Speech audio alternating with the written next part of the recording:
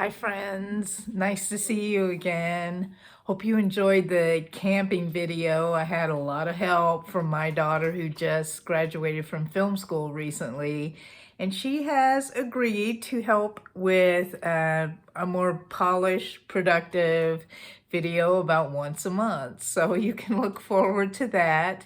In the meantime, please like and subscribe to this video. I thought it would be helpful if I spent just a few minutes talking about how over my lifetime I have learned to really get to know myself and how to start over. So just a quick background. I mean, my sister and I have been starting over since we were 6 and 8 when we lost our father and had to start over in a childhood that was completely different than the one we had known the day before he passed away. So we learned resilience, and we learned how to be flexible and to adapt to change very early in life. And while that was extremely painful, it was also very helpful for me later on. So I had always wanted a college education, and for many reasons that didn't happen right away in my life, or when it typically does in your early 20s. I got my degree. I graduated when I was 50 years old. And to accomplish that, I had to find a way to work full time and go to school full time. So the only way for me to do that was to attend an online college. And I talked to a lot of the other people that I had as associates at the time in a consulting firm. I had done really well without a college degree, but it was very important to me to have one. I consulted with one of my colleagues that had recently graduated from Berkeley, who said distance learning is so much more difficult and not something that he would be willing to do. I also had another colleague who had graduated from MIT, extremely brilliant young woman, and she again said that distance learning is very difficult and something that she would not be successful at. So I didn't have a lot of encouragement. I knew that University of Phoenix was very popular, but it was important to me that I attend a college that really had a very similar environment and requirements of an in-person university. So I did find one, Walden University, and I attended that. I had some credit, so I was not starting from ground zero, but it did take me about 18 months working full time and going to school full time. So needless to say, I did enjoy it extremely well, and I graduated with honors, which made me very happy with the 3.95 GPA.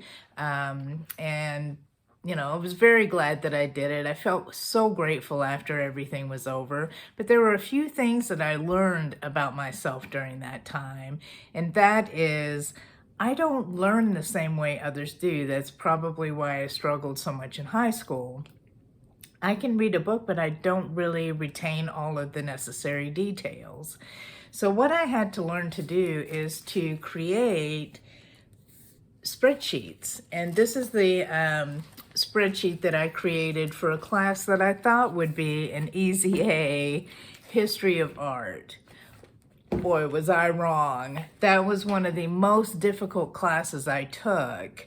It was extremely detailed, extremely complex, and required a lot of internalizing the material. So creating this spreadsheet that kind of went lesson by lesson, had the main points, the details of that point, and I also at the end I did a kind of a summary of everything, looking at all of kind of the themes that I had learned through relief, which I had no idea that coins are actually a work of art, even though I can see that they are. I mean, did not have the details that they were a low relief art form, meaning that the carving is in the material, but it's a lower density than something that would be a much deeper